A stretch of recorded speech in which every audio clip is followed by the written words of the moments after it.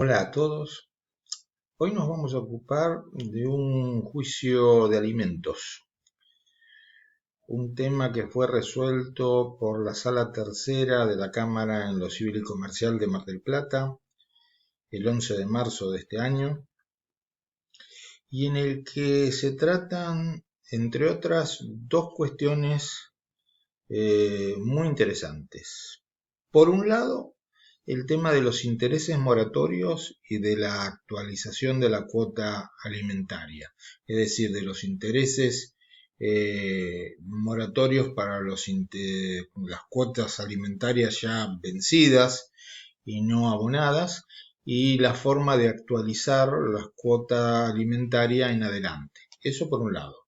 Y por otro lado, el reclamo en carácter subsidiario a otros parientes obligados al pago de alimentos. ¿Por qué?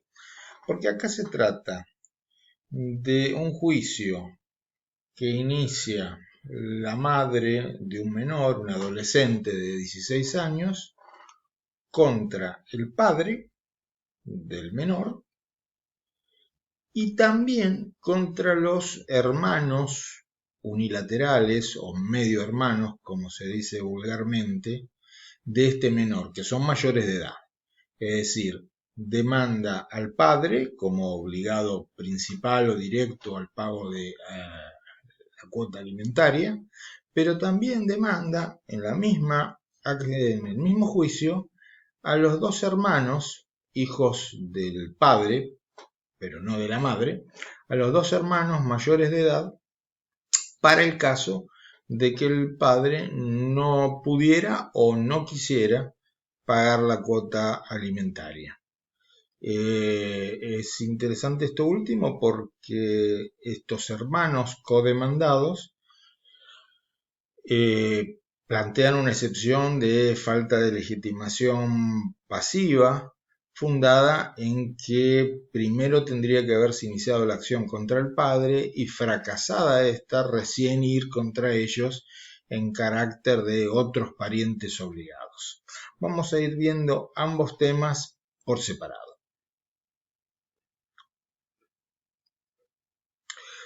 Respecto de los intereses moratorios por todas aquellas cuotas alimentarias ya devengadas y no percibidas, desde la demanda hasta el efectivo pago, o por las diferencias entre lo que se pagó y lo que se debiera haber pagado, se dispone la aplicación de una tasa especial que está contemplada en el Código Civil y Comercial. En el artículo 552 del Código Civil y Comercial se establece que los intereses por el crédito alimentario se liquidan a la tasa activa más alta que cobran los bancos.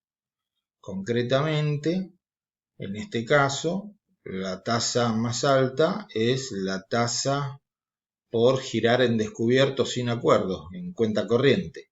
Es la tasa más alta que cobra el Banco Provincia. Tasa activa por girar en descubierto sin acuerdo en cuentas corrientes bancarias. Es una particularidad que tiene la deuda alimentaria, donde, a diferencia de otros casos donde el Código Civil y Comercial deja librado a los jueces la elección de la tasa, y por eso, por ejemplo, en Provincia de Buenos Aires, en materia de intereses moratorios en daños y perjuicios, se sigue aplicando la tasa pasiva. Acá no, acá por imperio del artículo 552 se aplica la tasa activa, y no cualquier tasa activa, sino la más alta. E inclusive el artículo 552 le permite al juez aplicar todavía, en razón de las circunstancias, una tasa más alta. Es muy clara la finalidad disuasiva y sancionatoria que tiene este tipo de tasa, justamente por el carácter del crédito, ¿no? Como su nombre lo indica, responde a necesidades alimentarias que deben satisfacerse. Ese es un tema. Y dentro de esto, y hablando del monto de la cuota alimentaria, otro punto es el referido a la actualización de la cuota alimentaria. Tema muy importante, sobre todo en contextos inflacionarios como es el nuestro, donde es bastante frecuente el estar litigando y pidiendo ajustes de la cuota alimentaria porque esta cuota ha ido perdiendo poder adquisitivo por imperio de la inflación.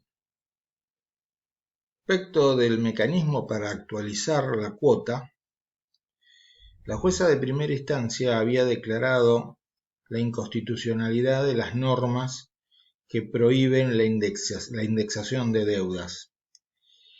En segunda instancia, si bien se confirma la solución, porque la solución a la que arribó la jueza de primera instancia fue que la cuota alimentaria fijada se actualizará semestralmente por aplicación del índice de precios al consumidor del INDEC, en la Cámara, la vocal preopinante, la doctora Zampini, entiende que no es necesario, para arribar a esa solución, declarar la inconstitucionalidad de las normas que prohíben la indexación, concretamente los artículos 7 y 10 de la Ley 23.928. ¿Por qué? Porque la doctora Zanini recalca que la deuda alimentaria o la obligación alimentaria es una obligación de valor y no una obligación de dar dinero. Es una obligación de valor expresada en dinero, que no es lo mismo. No es lo mismo deber 10.000 pesos, esa es una típica obligación de dar dinero, se debe una suma determinada de dinero desde el inicio de la obligación, a deber en cambio una cantidad de dinero que represente cierto valor. Por esta razón es que la Cámara entiende que tratándose la deuda alimentaria de un típico caso de obligación de valor, no es aplicable la Ley 23.928, por lo tanto no es necesario declarar la inconstitucionalidad de la prohibición de indexar, y simultáneamente se coincide, sí, con la solución de fondo de la jueza de grado en el sentido de que esta deuda de valor se ajuste por el índice de precios al consumidor en forma semestral. Se intenta de esa manera evitar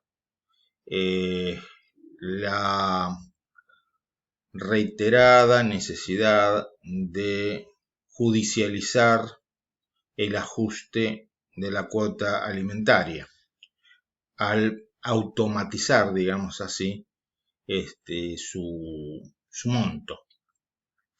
Acá estrictamente no hablamos de ajustar un capital, sino de cuantificar ese capital. Ese capital se cuantifica tomando como base el valor de una canasta de cosas ciertas, que son aquellos bienes medidos por el índice de precios al consumidor por el INDEC. Hay una diferencia muy importante entre repotenciar o actualizar o indexar una obligación de dar dinero, donde sigue existiendo el principio de nominalismo. Si se debe 10.000, se cumple entregando 10.000, porque eso es lo que se pactó, sin importar, como regla, las apreciaciones o depreciaciones de la moneda. Y, por otro lado, el caso de la deuda de valor, que no está cuantificada en un monto fijo de inicio, sino que se va a cuantificar al momento de cumplirse. Es decir, al momento de cumplirse, al momento de pago, se tendrá que sacar el monto que representa ese valor y se cumplirá entregando ese monto, que pueden ser 10.000, 15.000, 20.000, 60.000 o lo que dé en ese momento. Porque el interés del acreedor en la obligación de valor es que se le entregue un monto de dinero que represente dicho valor. En cambio, el interés del acreedor en la obligación de dar dinero es que se le entregue la suma nominalmente pactada de dinero.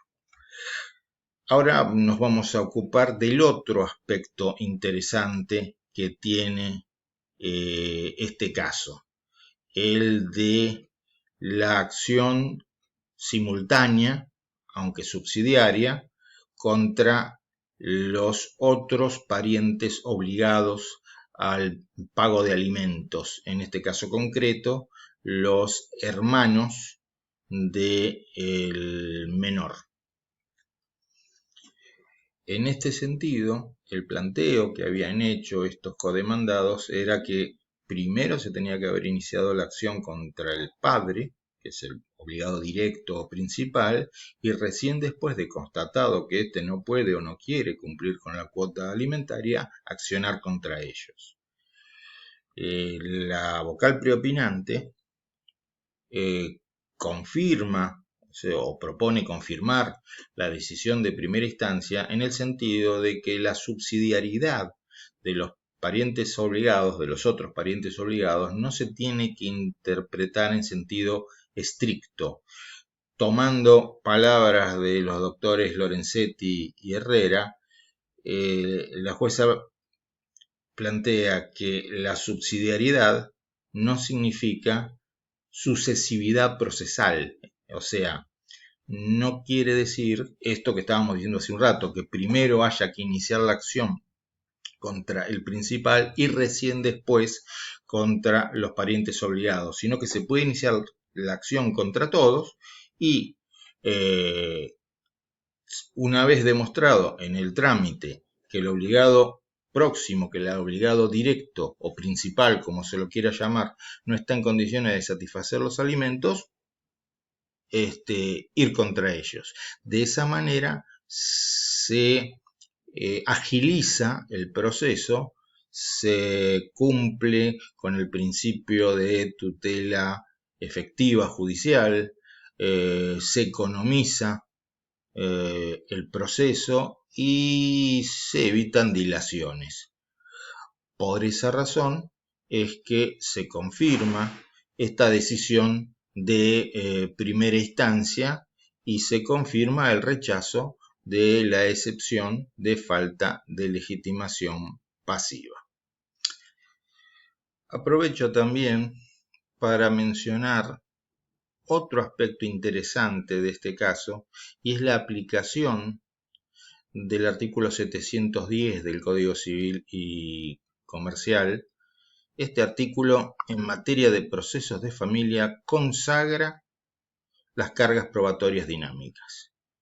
A diferencia de lo que ocurre en materia de responsabilidad civil, donde las cargas probatorias dinámicas aparecen, pero de manera más limitada, más acotada, referida exclusivamente a la carga de la prueba del factor de atribución subjetivo, en materia de procesos de familia se le conceden amplias facultades al juez para distribuir la carga de la prueba en quien considere que está en mejores condiciones de hacerla. Y en este caso se entiende que el padre demandado era el que estaba en mejores condiciones de demostrar su patrimonio, es decir, sus posibilidades o no posibilidades de afrontar la cuota alimentaria establecida en primera instancia, que de paso, manifiesto, fue aumentada en segunda instancia. Como no se ofreció esa prueba, como no se cumplió con esa carga procesal, en base a los indicios del expediente se fijó la cuota alimentaria. Uno de los indicios era el lugar donde residía el alimentante y el alquiler que estaba pagando por el uso de ese inmueble. Bueno, recomiendo la lectura de este fallo, que como siempre va a acompañar a este video, y nos vemos en la próxima. Hasta luego.